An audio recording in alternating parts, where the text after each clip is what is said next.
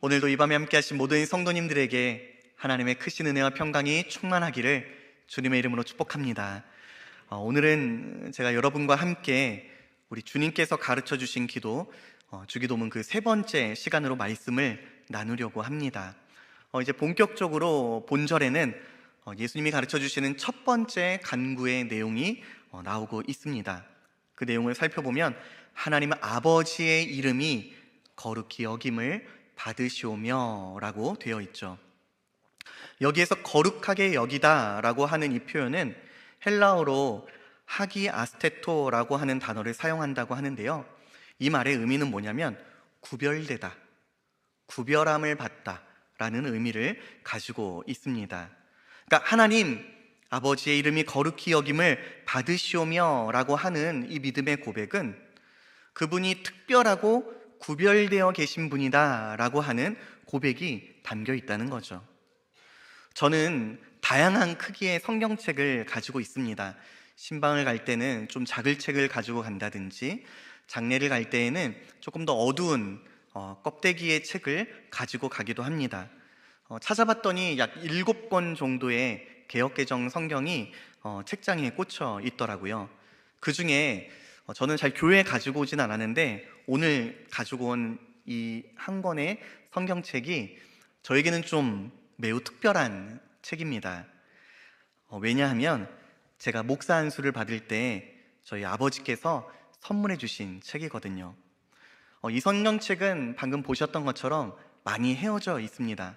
사실 상태도 좋지 않아요. 군데군데 찢어진 것도 많이 있고요, 손에 들고 나면 막 뭐가 묻어나기도 합니다. 그럼에도 불구하고 저에게 이 성경책은 다른 6권의 책보다 더 특별합니다. 의미가 있기에 다른 책들과는 구별됩니다. 올바른 예는 완전하진 않을 수도 있지만 거룩히 여김을 받는다 라고 하는 이 표현 안에는 바로 이러한 구별됨의 의미가 담겨져 있습니다. 우리가 보통 하나님 아버지라고 하는 이름을 떠올리면 자연스럽게 하나님을 아는 지식, 하나님이 어떠한 분이신가를 떠올리게 되죠.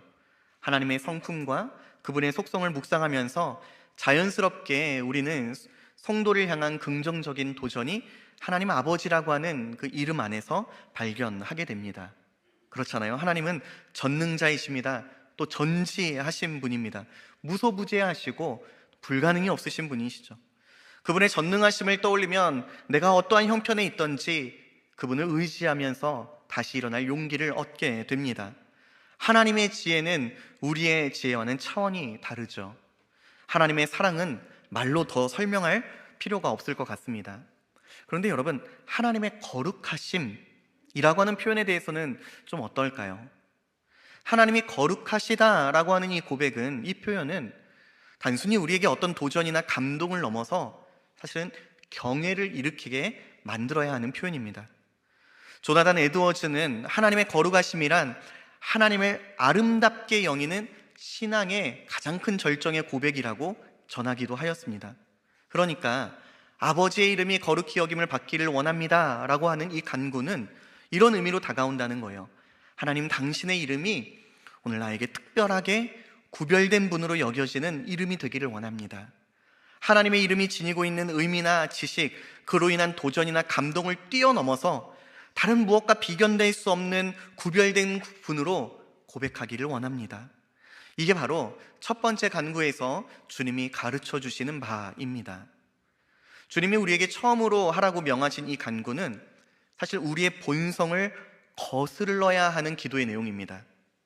그러니까 반대로 말씀드리면 주님이 우리에게 알려주신 첫 번째 간구는 우리의 본성과 마음을 들추어낸다는 거예요. 어떤 말이냐면, 이게 여러분, 일반적인 기도라고 할 때는 보통은 우리의 소원, 우리가 바라고 원하는 것을 드러내기 마련이죠. 다시 말해 내가 가장 원하는 욕망, 욕구가 기도에 담기는 경우가 많이 있습니다. 이것이 일반적인 기도의 방향과 내용이 되기도 하죠. 추구하는 목적이 되기도 합니다. 조금 불편할 수 있지만 내가 특별해지고 싶어 할 때 기도하기도 합니다. 저는 오늘도 강단 위에 올라오기 전에 하나님 앞에서 정직한 설교자로 서게 하여 주시옵소서라고 기도하였습니다. 그리고 아마 이 강단 위에 올라와서 설교를 전하는 모든 목사님들이라면 아마 대충 준비해서 이곳에 올라올 분은 아무도 없겠죠. 또한 성도들에게 좋은 설교자요, 또 말씀이 잘 들려지는 목회자가 되고 싶은 게 지극히 당연할 겁니다.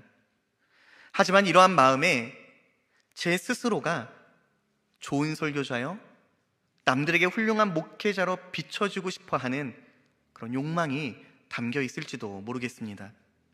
다시 말해서 무언가를 욕망하는 대상이 내가 되어버릴 수 있다는 거죠. 하나님의 이름을 입술로 부르고는 있지만 정작 그 마음에 경외하고 높이고 구별되어지는 대상이 내가 되어지고 싶을 때가 있다는 겁니다. 여러분, 한번 머릿속으로 떠올려 보시기 바랍니다. 한 사례를요. 큰 사업을 하는 어떤 분이 있습니다. 평상시에는 거의 기도 생활을 하지 않아요. 그러던 어느 날 회사에 금전적인 문제, 직원 간의 문제가 생깁니다. 이 벌어진 문제를 두고 열심을 내어 기도합니다. 그리고 감사하게도 시간이 지나 모든 문제가 잘 해결되었습니다. 문제가 해결되고 나니 이 사업을 경영하던 분도 자연스럽게 기도를 멈추었습니다. 여러분, 이분은 무엇을 거룩하게 여기는 것일까요? 아마도 자신의 사업이 아닐까 싶습니다. 사업 성공과 성취를 아마 구별된 거룩함으로 여겼을지도 모릅니다. 사람의 관계에 있어서 어려움에 처할 때만 기도한다면 그 마음에 거룩히 여기는 것은 타인에 대한 나의 평판일지도 모릅니다. 제 자신에게도 좀 부끄러운 고백입니다만 우리 교회를 위해 평상시에는 제가 전혀 기도하지 않다가 어떤 어려운 문제가 있을 때만 제가 기도하고 있다면 제가 거룩히 여기는 것은 우리 교회의 주인 되시는 하나님이 아니라 어떻게 보면 제 안위나 성취, 명예나 이름이나 우리 공동체가 될지도 모릅니다. 제가 주일 오후에 회개에 관한 주제로 말씀을 계속 전하고 있는데요, 이번 주일 오후에도 계속해서 이어갈 예정입니다. 회개할 때에도 하나님이 아닌 나를 거룩하게 여길 수가 있다는 사실 알고 계신가요? 예를 들면 이런 겁니다. 한 사람이 하나님 앞에 범죄한 일을 깨달았습니다. 이에 자신의 죄를 고백합니다. 용서해달라고 구합니다. 그런데 도무지 지난날의 죄책에서 자유로워지는 마음이 들지를 않는 거예요. 이 힘들고 어려운 마음을 섬기시는 지도 목사님과 나눕니다. 이야기를 다 들으신 목사님이 다 이야기를 듣고 난 후에 그 손을 붙잡고 위로하며 격려합니다. 성도님, 정직하게 다 죄를 고백하셨고 하나님께 겸손히 아뢰셨잖아요. 그러니 이제는 예수 그리스도 안에서 용서함 받은 소망을 가지고 떨쳐내고 용기 내어 오늘을 살아내셨으면 합니다. 그런데 이 이야기를 듣자 이렇게 화를 내기 시작합니다. 아니 목사님, 이게 무슨 말씀이세요? 저는 회개할 때 아직 눈물 한 방울 흘려보지 않은걸요. 죄를 깨닫고 고백하며 기도한 시간도 그렇게 많지 않았어요. 그런데 용서해 주시는 주님께 감사를 드리라고요? 아니 목사님, 용서를 너무 쉽게 생각하시는 거 아니에요? 적어도 그렇게 쉽게 말씀하시면 안 되죠. 앞으로 이렇게 회개하며 사세요라고 조언해 주셔야 마땅한 게 아닌가요? 이분은 하나님 앞에 자신이 지은 죄를 어떻게 보면 깊이 회개하는 것처럼 보입니다. 하지만 그 실상을 조금 더 깊이 들여다보면 그는 어찌 보면 그리스도께서 날 위해 행하신 십자가의 속죄보다 내가 행하는 회개의 그 말과 행동이 훨씬 더 중요하다고 여기고 있는 것일지도 모릅니다. 이것이 회개를 드리는 자리에서도 우리가 할 수 있는, 나를 높이는 행위가 될 수 있는 모습이겠죠. 우리가 얼마나 많이, 또 얼마나 마음을 다해 얼마나 많은 정성과 노력을 기울이는가가 기도의 핵심은 아닙니다. 우리가 드리는 간구와 기도의 응답은 오직 예수 그리스도의 이름에 달려있기 때문입니다. 그래서 주님이 우리에게 기도를 가르쳐 주시는 거죠. 바른 기도가 무엇인지를 말입니다. 우리는 주님이 가르쳐 주시는 이 첫 간구를 통해서 우리 스스로의 자신의 본성을 거스르는 기도의 자세와 내용을 배우게 됩니다. 그렇습니다, 여러분. 기도는요, 먼저 배워야 합니다. 그럼 우리는 어떻게 기도해야 할까요? 어떻게 기도하는 것이 하나님의 이름을 높이며 그분을 거룩히 여기는 것일까요? 그저 예수님의 가르침을 따라 아버지 이름이 거룩히 여김을 받기를 원합니다라고 암송하고 외우면 되는 것일까요? 결코 그렇지 않겠죠. 우리는 먼저 우리의 마음을 드리는 것으로 아버지의 이름을 높일 수 있습니다. 또 우리가 필요한 것을 구할지라도 하나님의 이름을 높일 수가 있습니다. 한 예로 잠언 30장 8절과 9절 말씀을 읽어드리겠습니다. 같이 한번 읽어볼까요? 잠언 30장 8절과 9절입니다. 시작. 나를 가난하게도 마십시고 부하게도 마옵시고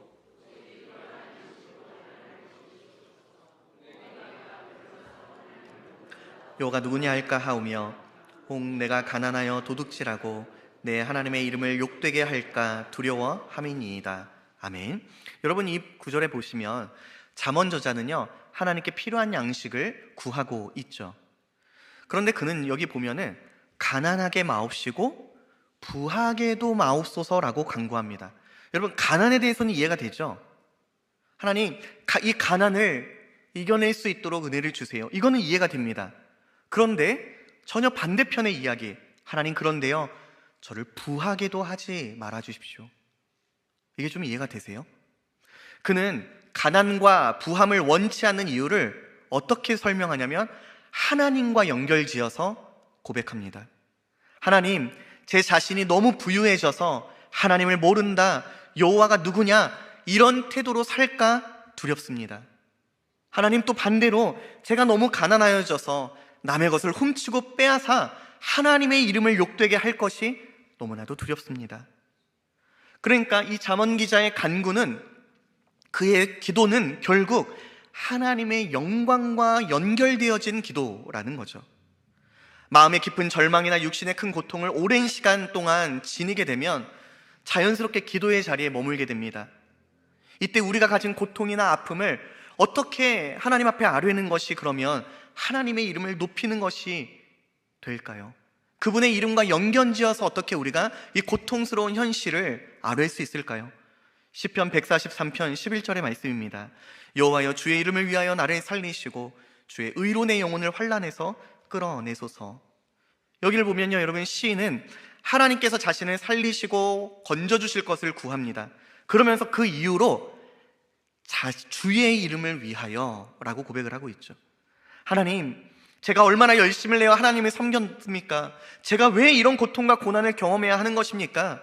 시인은 자신을 위한 문제 해결을 오늘 구하고 있지 않아요.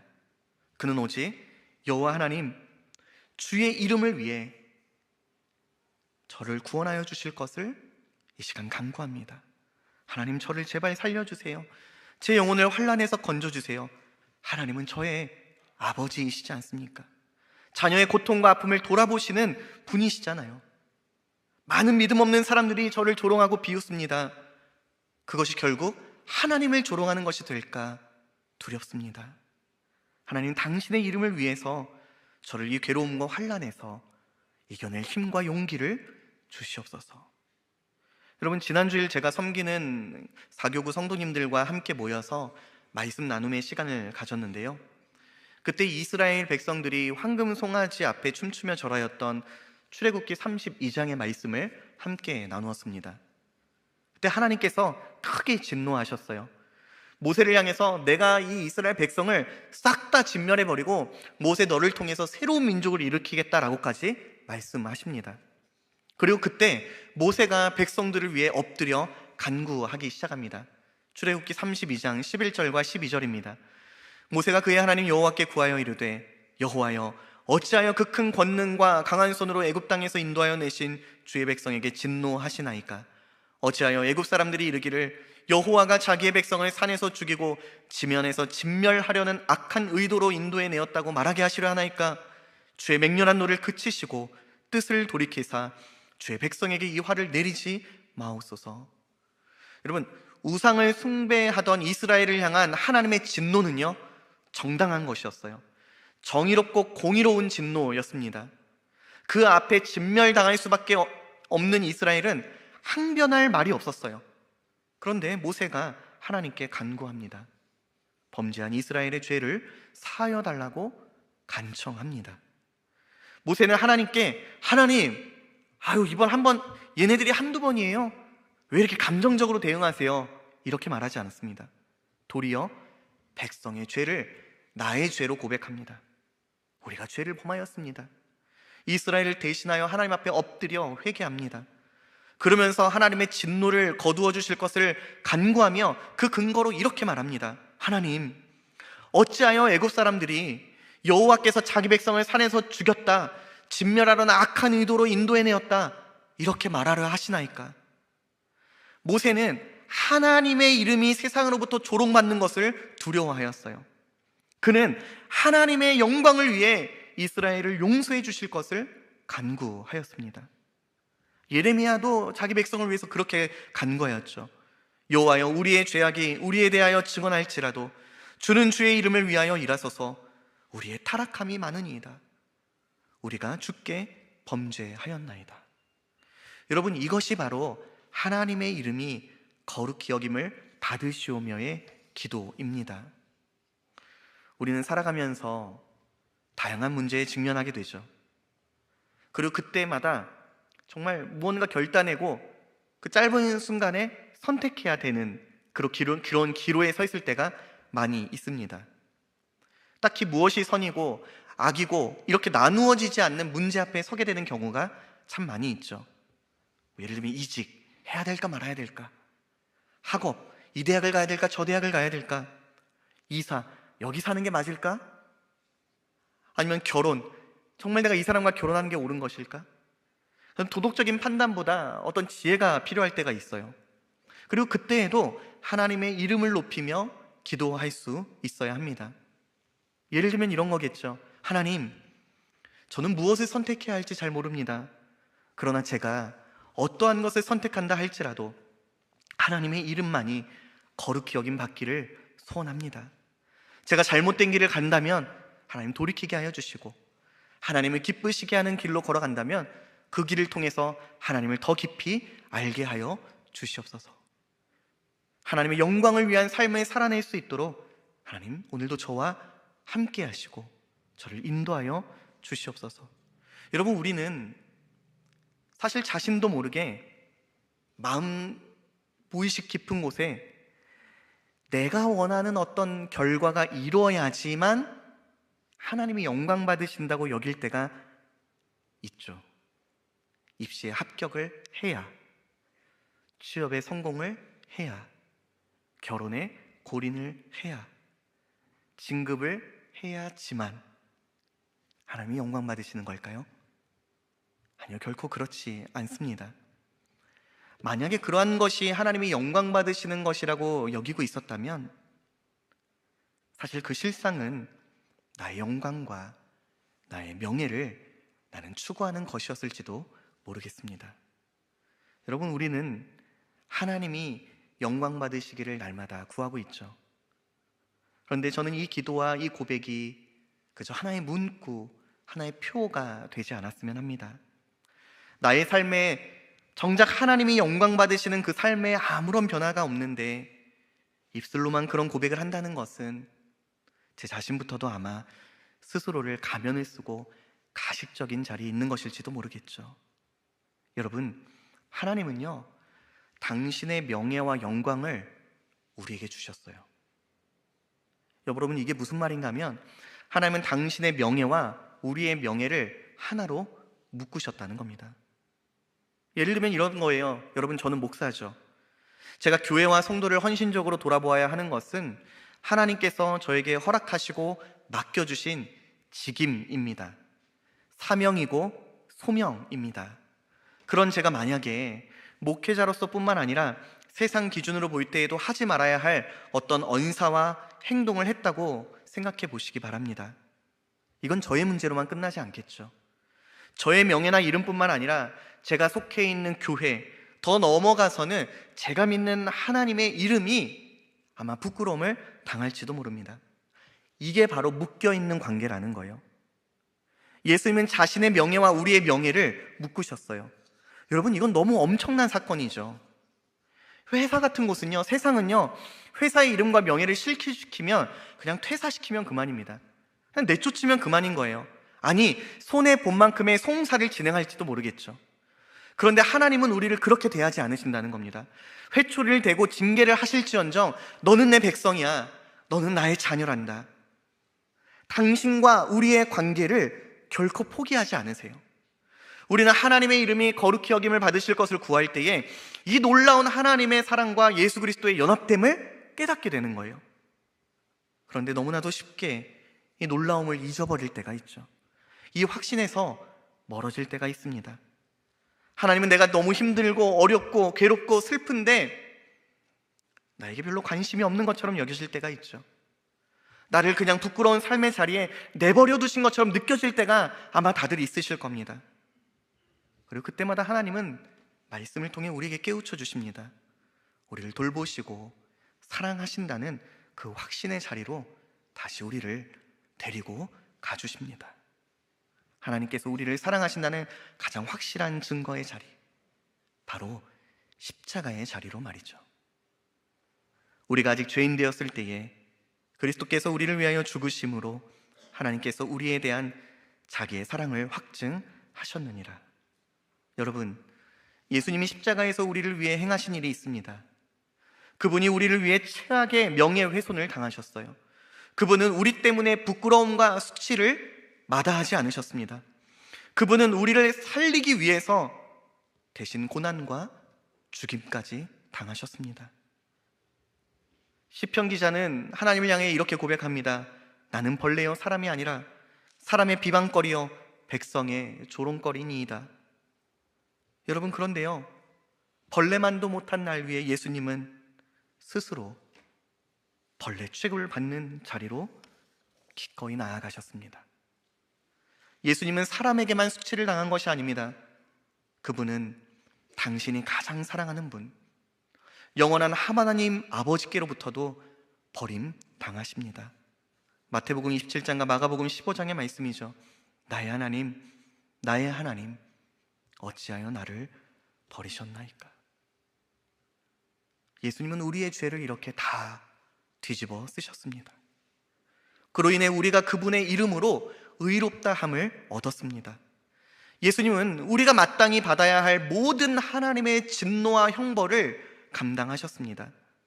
그로 인해서 우리가 치러야 할 심판과 멸망에서 건지셨습니다. 이사야 53장의 말씀입니다. 그가 찔림은 우리의 허물 때문이요 그가 상함은 우리의 죄악 때문이라. 그가 징계를 받음으로 우리는 평화를 누리고 그가 채찍에 맞음으로 우리는 나음을 받았도다. 우리는 다 양 같아서 그릇 행하여 각기 제 길로 갔거늘 여호와께서는 우리 모두의 죄악을 그에게 담당시키셨도다. 그렇습니다. 예수 그리스도, 그분이 조롱과 멸시를 받으심으로 말미암아 우리가 영광을 얻었습니다. 시편 106편 8절의 말씀입니다. 여호와께서는 자기 이름을 위하여 그들을 구원하셨으니 그의 큰 권능을 만인이 알게 하려 하심이로다. 그들을 왜 구원하셨대요? 자기의 이름을 위하여. 하나님께서 당신의 명예를 도무지 감당할 수 없는 우리에게 주셨습니다. 그런 우리가 할 수 있는 기도의 가장 첫머리는, 첫 간구는 바로 주님이 가르쳐 주신 기도입니다. 하나님 아버지, 당신의 이름이 거룩히 여김을 받기를 원합니다. 이 밤 우리의 기도가 나의 만족과 나의 즐거움이 아니라 하나님의 영광을 구하는 데까지 이르게 될 수 있기를 간절히 소망합니다. 그리하여 하나님을 더욱 사랑하고 경외하며 높이는 저와 성도님들 다 되시기를 주님의 이름으로 축원합니다.